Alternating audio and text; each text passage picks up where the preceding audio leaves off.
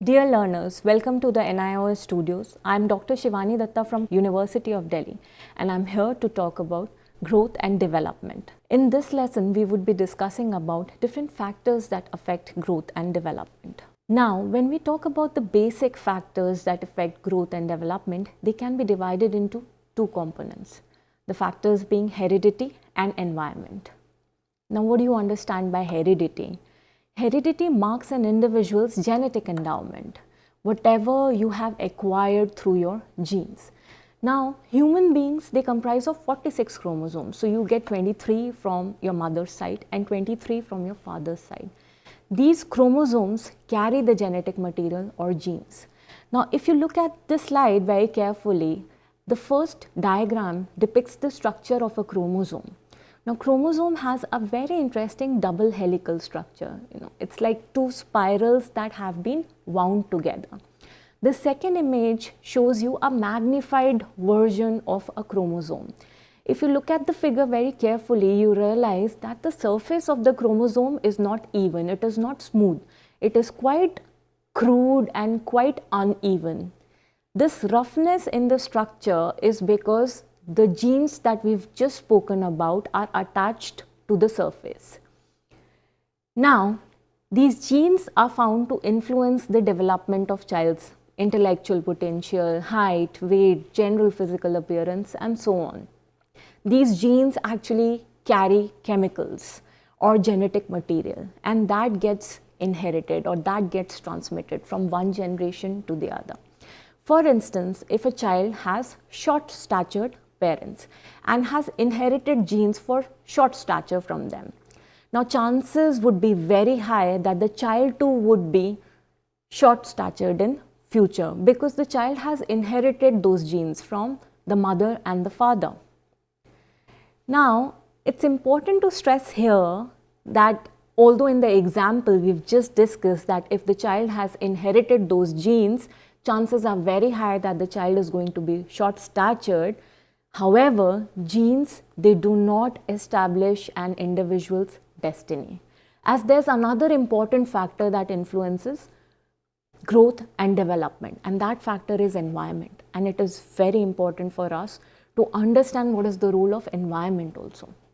For instance, if I take the same example that we've just discussed. Now, the child has inherited those genes and the child has that predisposition to have short stature in future. However, if the environment is conducive, if the environment is stimulating, if the child is provided with proper nutrition, balanced diet, the child is engaging in stimulating activities, sports like swimming, basketball, etc., the child may be able to overcome the limits set by his or her genes. So, being short statured for this child is not a surety. After this discussion, now we may be tempted to think that, all right, genes is something that you acquire, but if you take care of the environment, then you can actually undo the effects of genes. However, it's important for me to reiterate here that environment can never nullify the effects of genes. It can only moderate it. For instance, the same example. The child who has a genetic endowment for short stature might grow up to have average or maybe above average built-in stature due to conducive, stimulating environment, proper nutrition that we've just discussed. But it's very unlikely that he or she will become extremely tall. Why? Because the limits have been set by the genetic endowment. The child has a predisposition or genetic endowment for a short stature.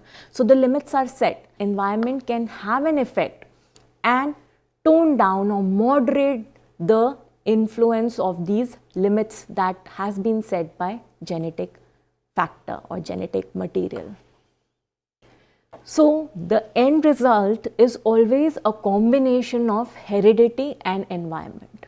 Now, heredity is also referred to as nature and environment is also referred to as nurture. So, we are a product of nature and nurture where genes and the environment are equally involved in shaping our growth and development trajectory. Now, having discussed the role of heredity, we now move forward to understand the role of environment. Now, there are different environmental factors that have a potential to impact an individual's development. The first being maternal nutrition and health. Right at the time when we are conceived, the mother's health is of utmost importance, because we have to realize that the fetus obtains all the nutrition and all the food from the bloodstream of the mother, because the fetus is in the mother's womb. So whatever the mother is eating will eventually impact the fetus's health and well-being. So it's very important that the mother has rich, balanced diet, takes supplements, iron, calcium regularly. It's very important that hygiene and cleanliness is ensured, because if during pregnancy any infection is contracted by the expecting mother, it has a bearing on the fetus's growth and development, and not just prenatally. That means not just before birth, but after birth or postnatal impact can also be seen. Child could have permanent or long-term impairment because of the infections or because of the diseases that were contracted during pregnancy. The second important factor that needs to be kept in mind is that besides the mother's physical health, her age and emotional state also affects fetal development. We come to the factor of age first. Now, young mothers are at a very high risk of complications during pregnancy. Why is that? It happens because a young mother's reproductive organs are not strong enough to handle the stress of childbirth. So chances are very high that the young mother or a teenage mother would be experiencing a lot of complications, which could be very detrimental to the health of not just the mother but also the growing fetus. Likewise, after the age of 35, hormonal activities gradually decrease. Now, your body secretes a lot of hormones, a lot of chemicals which are important for regulating different processes in the body. Similarly, there are certain hormones that are dedicated to the process of reproduction. Now, after the age of 35, there's a decline in these hormones. That means the body is not secreting enough hormones or chemicals to support the pregnancy, because of which a lot of complications may occur. And women who are over the age of 40, in fact, run a risk of having children with chromosomal abnormalities. For instance, abnormalities like Down syndrome and so on. Now, with respect to emotional health of the expecting mother, emotions like rage, fear, anxiety, these are all negative emotions. These should be avoided, because the moment the mother or the expecting mother experiences stress, the body triggers the stress hormones. Like we've already discussed, that your body secretes a lot of hormones or chemicals. So you have a set of hormones dedicated to handle stress reactions. When prolonged emotional stress during pregnancy is there, then these hormones continue to remain in the bloodstream. And because of this, lasting consequences on the child could happen. Such babies are often irritable, they have disturbed sleeping pattern, they cry excessively, they are extremely anxious. So these changes in the mother's body can have long-lasting impact on the child's temperament, personality characteristics, and so on. Now we come to another factor, which is consumption of drugs or alcohol or smoking by the expecting mother. Now, drinking by the pregnant women can produce fetal alcohol syndrome. Now, what is this syndrome? This syndrome is marked by certain symptoms, including retarded prenatal and postnatal growth. That means the growth of the baby is retarded, not just before birth as a fetus, but also after birth. There is premature birth, there is low birth weight, there are chances of mental retardation, physical malformation, sleep disturbances, and in fact, researchers have shown that alcohol consumption by the expecting mother is strongly related to congenital heart disease in the baby. Similarly, smoking by a pregnant woman should be avoided, as it retards the growth of the fetus and lowers the newborn's birth weight. It in fact impacts the resistance of the baby to the illness. That is, the baby's immunity goes down. It also increases the chances of spontaneous abortion, premature birth, low birth weight, and it can have long-term physical and cognitive impairments. The next factor that needs to be considered is environmental pollution. Now, exposure to pollutants such as smoke, radiations, and something as basic as the flaking paint around the walls, which we don't even notice, can have a very detrimental effect on growing fetus. In fact, studies have shown that high levels of mercury or lead exposures, these are the chemicals which are found in, paints or varnishes that we use in our homes. We don't even think about the repercussions it may have for the expecting mother. These chemicals are linked to prematurity, low birth weight, brain damage, and they can even lead to poor mental development during the initial years. Such serious is the impact of such environmental pollutants. The next factor is living condition and illnesses. Poor living condition, inadequate hygiene, lack of sanitation, lack of clean drinking water can actually make children susceptible to a variety of waterborne diseases such as cholera, diarrhea, malaria, etc. It may lead to a variety of respiratory and gastrointestinal disorders as well. All this can lead to impairment in the physical, sensory, motor, cognitive domain of the child. Another very interesting factor is the family structure and influence of siblings. Even these factors have an impact on the development of a child. Now, the family structures these days are undergoing constant change, and the number of joint families are steadily depleting. You don't find many joint families around you these days. Now, this shrinking family size, clubbed with busy schedules of parents due to their work commitments, often leave the children glued to phones, laptops, tablets, televisions, etc. Because unfortunately, they don't have many people to talk to.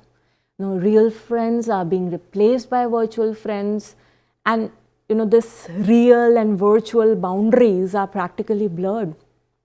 This kind of socialization that is happening may actually have a long-term impact on children's cognition, communication skills, social skills, and so on. Children these days, they don't want to go out, they don't want to engage with people, they don't want to interact with people. They would rather prefer to sit back and play video games or watch television or play on their cell phones. This hampers socio-emotional development, this hampers language acquisition, this hampers cognition, this hampers a lot of domains. The next important factor is influence of peers. Now, beyond the confines of family, peers exert a very powerful influence on children. Now, the friend circle that kids have, they have a very profound influence on the child's behavior, interests, likes, dislikes, attitudes, everything. Children actually learn to behave in a socially acceptable manner when they start interacting with other kids. They learn the virtues of sharing, cooperation, empathy, autonomy. They acquire skills of leadership, a sense of competition, and they in fact get equipped with a lot of social skills that are required for future growth and development. And the last important environmental factor is gender and culture. Now, we live in a society, and the society always has a set of norms or prescriptions around it.